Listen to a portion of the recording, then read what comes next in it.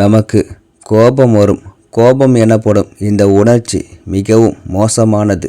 ஏனென்றால் கோபம் நமக்கு நெருக்கமான அனைத்தையும் அநியாயப்படுத்துகிறது. சிறிய விஷயங்களை கருத்தில் கொண்டு இப்பொழுதெல்லாம் கோபம் வருவது சகஜமாகிவிட்டது.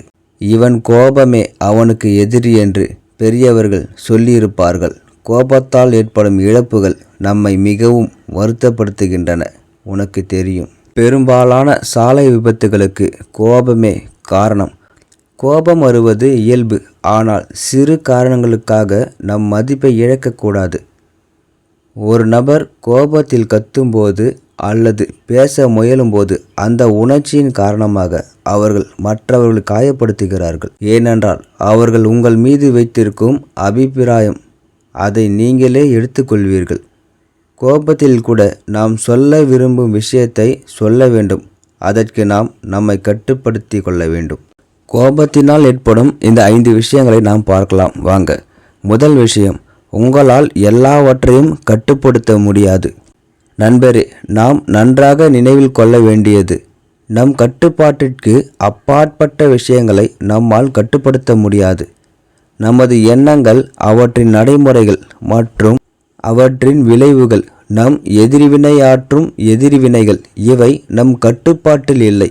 இவற்றை முதலில் கட்டுப்படுத்த வேண்டும். நம் எண்ணங்களை நாம் கட்டுப்படுத்த வேண்டும். இல்லையெனில் நாம் செய்ய வேண்டிய வேலை கடினமாகிவிடும். கோப பிரச்சனை உள்ளவர்களின் மன உறுதி நன்றாக இருக்காது.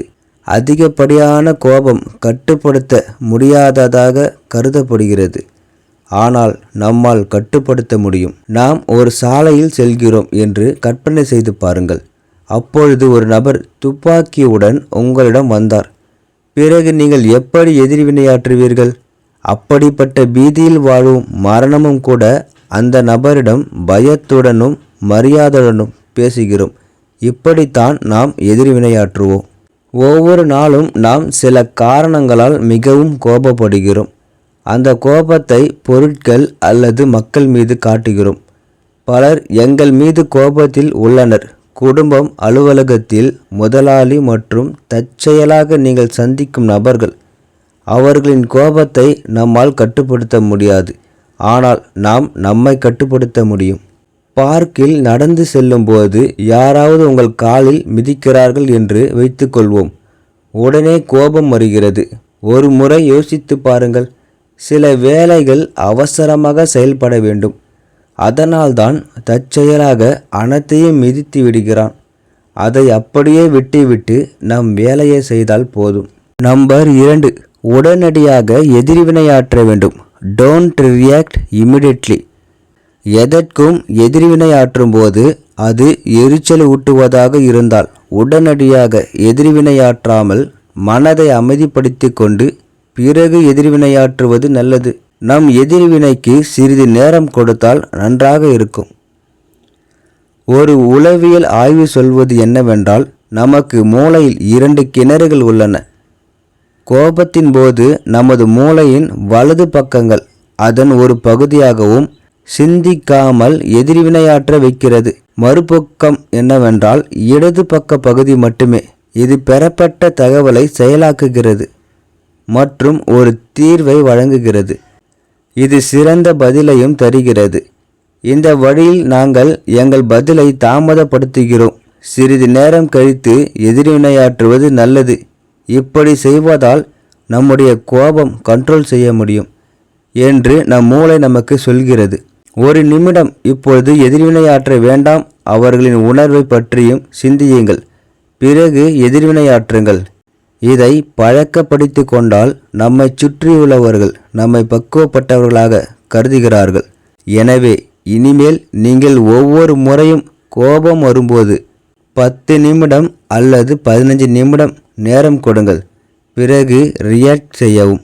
அப்பொழுதுதான் பிரச்சனைகளுக்கு நல்ல தீர்வு கிடைக்கும். நம்பர் 3, விட்டுவிட கற்றுக்கொள்ளுங்கள். Learn to led to. கோபத்தில் என்ன செய்கிறோம் என்று தெரியவில்லை. சில சமயம் இது நடக்காமல் இருக்க நீங்கள் கட்டுப்பாட்டில் இருக்க விரும்பினால் ஆத்திரமூட்டும் வார்த்தைகளை கேட்காதீர்கள். அடுத்த கட்டத்திற்கு செல்வதற்கு முன் அங்கேயே நிறுத்த முயற்சி செய்யுங்கள். சரியாக கேட்காமல் புரிந்து கொள்ளாமல் உங்களுக்குள் தொடர்ந்து கோபம் வந்தால் உங்கள் உடல் வலிக்கு அதிக வாய்ப்புள்ளது. கௌதம புத்தர் இதன்போது தெரிவித்தார், நாம் ஒரு வார்த்தையை நினைவில் கொள்ள வேண்டும். கோபத்தை அடக்கி வைப்பது எரிகிற நெருப்பை பிடிப்பது போன்றது.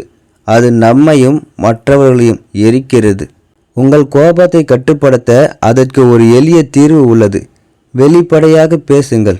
உங்கள் உணர்வுகளை வெளிப்படுத்துங்கள். உங்களிடமிருந்து ஏதாவது தவறு இருப்பதாக தோன்றினால், நீங்கள் யாரையாவது புண்படுத்தியது போல் உணர்ந்தால் அவர்களிடம் சென்று சாரி கேளுங்கள்.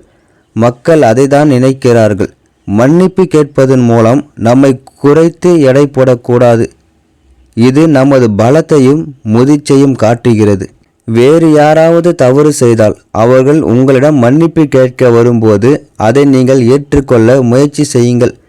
உங்களால் அதை ஏற்றுக்கொள்ள முடியவில்லை என்றால் நீங்களும் சரியானவர் அல்ல என்று அர்த்தம். நம்பர் 4, அவர்கள் உங்கள் எதிர்வினையை விரும்புகிறார்கள். They want your reaction. சில சமயம் கோபம் நம்மிடமிருந்து அல்ல, மற்ற வாரிசுகளிடமிருந்து வரும். அப்பொழுது நமக்கு கோபம் வரும். அவர்கள் விரும்பிய எதிர்வினை பெறுகிறார்கள். இப்படிப்பட்டவர்களின் வார்த்தைகளால் தெரிந்தும் அறியாமலும் தூண்டிவிடப்பட்ட கோபத்தை காட்டுகிறது. பிறகு நமக்குள்ளேயே கஷ்டப்படுகிறோம்.